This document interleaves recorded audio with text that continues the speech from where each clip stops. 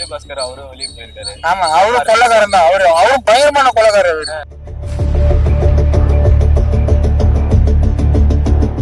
இப்போ ஓட்டு போட்ட மை கூட ஒன்னும் அழிய கூட இல்ல. காயல அதுக்குள்ள போறாங்கன்னா மக்கள் அவங்க மதிக்கல.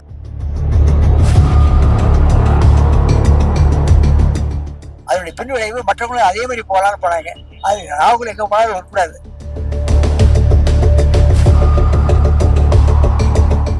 கீழே உள்ள இருக்க வரைக்கும் இருக்கும், மேல உள்ளவெல்லாம் போயிடுவாங்க, சம்பாதிக்க போயிருக்காங்க. அங்க போய் எந்த பதவியும் கிடைக்காது, சும்மா டம்மி பீஸா.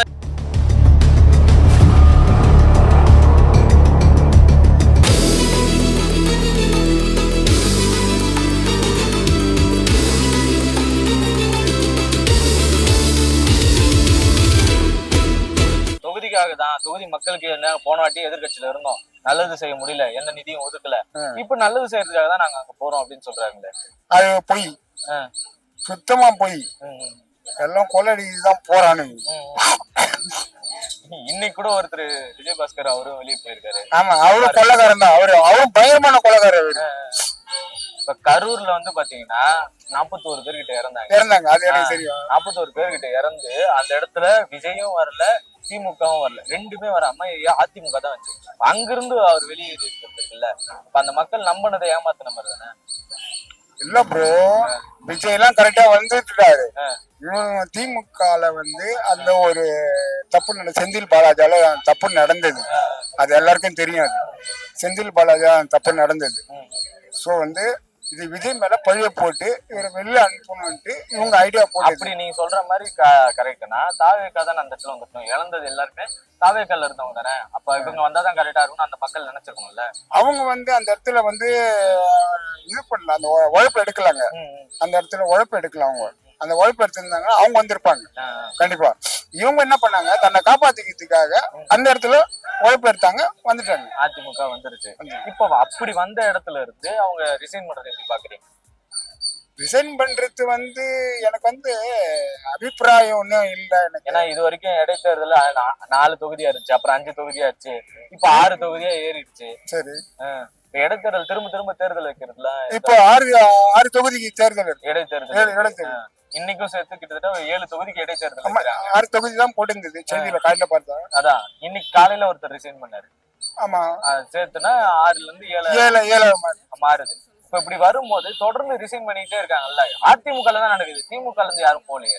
திமுக தான் நிறைய பேர் போயிட்டே இருக்கிறாங்க. எங்க போறாங்க? வைகோ போறாரு, கூட்டணியில இருக்கவங்க தான் போறாங்க. எம்எல்ஏக்கள் யாரும் போகல. எம்எல்ஏ தான் போயிருக்கிறாங்க. எம்எல்ஏ வைகோ எம்எல்ஏ இருக்காங்கல்ல, அவங்க தான் ரிசைன் பண்ணிட்டு அவங்க போறாங்க. திமுகலே தான் இருக்கேன் அப்படின்னு சொல்லி சொல்றாங்களா? இல்ல பொய்யாது, அப்பட்டமான பொய். நான் செய்தியில பார்த்த பாலிமர்ல வைகோவே சொல்லிட்டாரு. என்னன்றாருன்னா, எனக்கு வந்து திமுக வைகோ புள்ளியே சொல்றாரு. ஏன் தான் இந்த கட்சிக்கு போனேன், இது உதயசூரியன், எனக்கு தேவையில்லை, இது தேவையில்லை, எனக்கு அங்க போயிடுறீங்க, விஜய் கிட்ட நான் போயிடுறேன். இப்ப எடப்பாடியோட தலைமை சரியில்லை, அதனாலதான் எல்லாரும் போறாங்களா? எடப்பாடி தலைமை சரியில்லை, அது கீழே இருக்கிற நிர்வாகி சரியில்லை. நிர்வாகிங்க வந்து கூட இருக்கிற தொண்டர்களை வந்து அனுசரிக்கல, தொண்டர்களை மதிக்கல. அந்த பொறுப்புல இருக்கிறவங்க அவங்க கூட இருக்கிறவங்களை மட்டும் வச்சுக்கிறாங்க. இப்ப அந்த பொறுப்பு வந்து அவங்களுக்கு ரெகுலரா கிடைக்காது. இப்ப நீ மட்டும் பொறுப்புல வந்து நாங்க ஜெயிக்க மாட்டோம் அப்படின்னு பார்த்து என்ன பண்றாங்க, இப்ப குட்டை இருக்கிறதுக்கு கொக்கு போகுது. இப்போ ஓட்டு போட்ட மை கூட ஒன்னும் அழிய கூட இல்ல. காயல அதுக்குள்ள போறாங்கன்னா மக்கள் அவங்க மதிக்கல. மக்கள் இப்ப ஒரு தொகுதிக்கு ஒரு தொகுதிக்கு அரசாங்கம் வந்து 3 கோடி ரூபாய் செலவு பண்ணுது ஒரு எலெக்ஷன் நடத்துறதுக்கு. இவங்க அந்த 3 கோடி ரூபாய் அரசாங்கத்தையும் மதிக்கல, அவனுக்காக நம்பி ஓட்டு போட்டவங்களும் அவன் மதிக்கல. அவங்களுக்கு தேவை தன்னோட சுகமா இருக்கணும் தான், வேற எதுவும் இல்ல. அவன் சம்பாதிக்கலாம் போயிருக்காங்க, வேற எதுவும் இல்ல. சரி, கோட்டை சார், ஏடிஎம் கோட்டை சார், இது அப்படிதான் இருந்துச்சு. கோட்டை தான் அது. Natarajan sir IAS office, police commissioner, அவர்லாம் வந்து அசல்டா கழிச்சாரு சார். எஃப்சி சார் யாருன்னு அவர் கழிச்சாரு. அப்புறம் ஒரு முஸ்லீம் பொம்பளை நின்னாங்க, அவனையும் கழிச்சாங்க. ஏன் அவங்க கழிக்க முடியல? கடந்த 2 வாட்டியுமே ஜெயிக்கல. 2 வாட்டி ஏன் கழிக்கல? அம்மா கழிச்சு போன அப்புறம் வந்து கட்சி மதிக்கல. அம்மா கழிச்சு கொடுத்தா சார் இந்த 5 வருஷம் ஆளுனது. அதுக்கப்புறம் யாரும் கழிக்கல. 21 கேள்வி கழிக்கல, 26 கழிக்கல, இல்ல தொண்டர்களை மதிக்கல, தொண்டர்களை மதிக்காத முக்கிய வேணும். இதுதான் main. இப்போ மக்கள் அவ்வளவு கஷ்டப்பட்டு ஓட்டு போட்டிருக்காங்க. எல்லாருமே வந்து யாராவது தான் இருக்கு, எந்த கட்சியா இருந்தா இருக்கு, எந்த கட்சியா இருந்தாலும் சரி, அது- அதுக்கு விலகி போறதுக்கு காரணம் என்ன? பதவி விலகிறது அதுதான் அது வந்து இவங்க வந்து மக்களை வஞ்சிக்கிறது தான் அது. ஒரு எலெக்ஷன் வர வரைக்கும் ஒரு இடத்துல இருந்துட்டு திடீர்னு மாறுறது வஞ்சிக்கிறது தான். அது வந்து மக்களை வஞ்சிக்கிறதா. அது மக்கள் நெக்ஸ்ட் டே வரும்போது அவங்களே என்ன கூட ஓட்டு போட மாட்டாங்க தான் நான் நினைக்கிறேன். மக்களுடைய எண்ணமா. அதே தொகுதியில அதே தொழில் என்னாலும் வேற தொழில்னா கூட அதை அடையாளம் கட்டிக்கிட்டாங்க. இந்த மாதிரி டைப்பான பர்சன் பண்ணக்கூடாது, மக்களுக்கு விழிப்புணர்வு இருந்து புரிஞ்சு போச்சுன்னா நிச்சயமா ஆனா என்ன சொல்றாங்க அப்படின்னா, போன வாட்டி நாங்க ஆளுங்கட்சியா இல்ல, இந்த வாட்டி நாங்க ஆளுங்கட்சியா இல்ல, அது வேற. மக்களுக்காக தான், மக்களுக்கு எங்களால எதுவும் செய்ய முடியல. அப்படி அதாவது ஒரு கட்சி இப்ப இந்த மாதிரி சிச்சுவேஷன் தமிழ்நாட்டுல ஏற்படல. இதுல என்ன முக்கியமானது, தமிழ்நாட்டுல திராவிட முன்னேற்ற கழக ஆட்சியில் கூட்டணியில் இருக்கும்போது உள்ளபடி அந்த கூட்டணியில இருக்கிறவங்க தான் இப்ப இந்த பிரச்சனை வந்தது.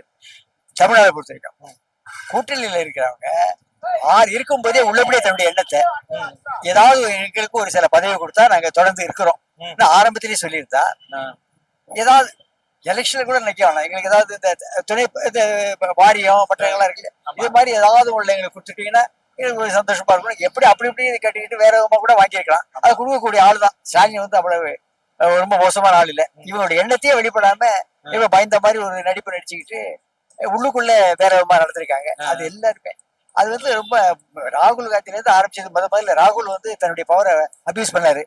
அதனுடைய பின் விளைவு மற்றவங்களும் அதே மாதிரி போலான்னு போனாங்க. அது ராகுல் எங்க போனாலும் வரக்கூடாது.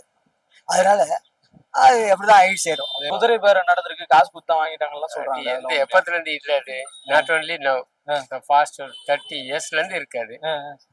இப்ப மட்டும் அது சொன்னா எப்படி?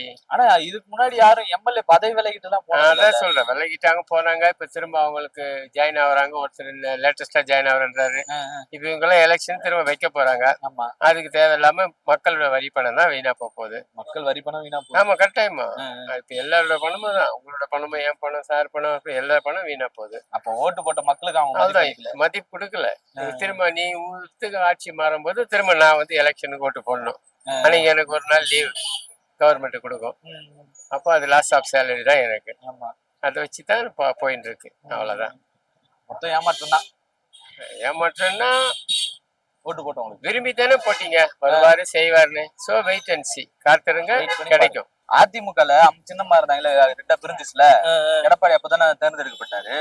அந்த டைம்ல இவரு செங்கோட்டையன் தான் வர வேண்டியதான், காசு கொடுத்துதான் எடப்பாடி வந்துட்டாரு. அவர் செங்கோட்டை வந்து இப்ப திரும்பி வேணான்ட்டாரு. அவர் தான் மூலத்துல அந்த அம்மா கொடுத்தது. செங்கோட்டையன் வந்து இப்ப திரும்பி வேணான்ட்டாரு. அதனால தான் வந்து எடப்பாடி கொடுத்தாங்க. அவரே வேணாம் தான் சொன்னாரு. அவரே வேணான்ட்டாரு. எடப்பாடி செங்கோட்டையன் வேணான்ட்டாரு. இப்ப அதிமுக இருக்குமா இருக்காதா? இருக்கும். கீழே உள்ள இருக்க வரைக்கும் இருக்கும். மேல உள்ள எல்லாம் போயிடுவாங்க, சம்பாதிக்க இருக்கான்.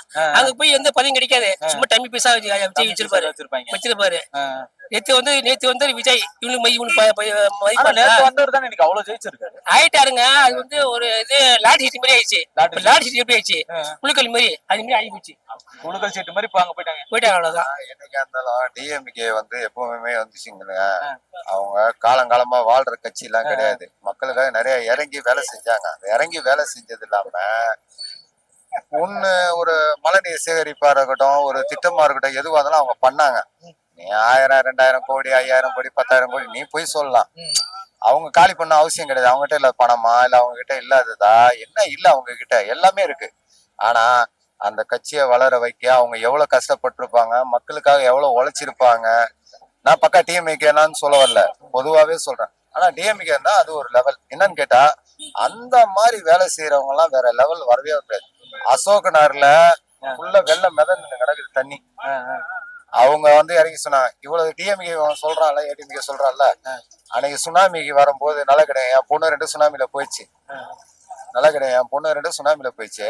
அன்னைக்கு இவன் தான் அந்த பொண்ணுங்க தூக்கி வச்சான், எல்லாம் பண்ணான். அன்னைக்கு அறிக்கை கொடுக்கும் போது ஜெயலலிதா வந்து ஏரோப்ளேன்ல மாலை போட்டு போனா சரியா போயிடுமா? என் பொண்ணு போனது எவன் தருவான்?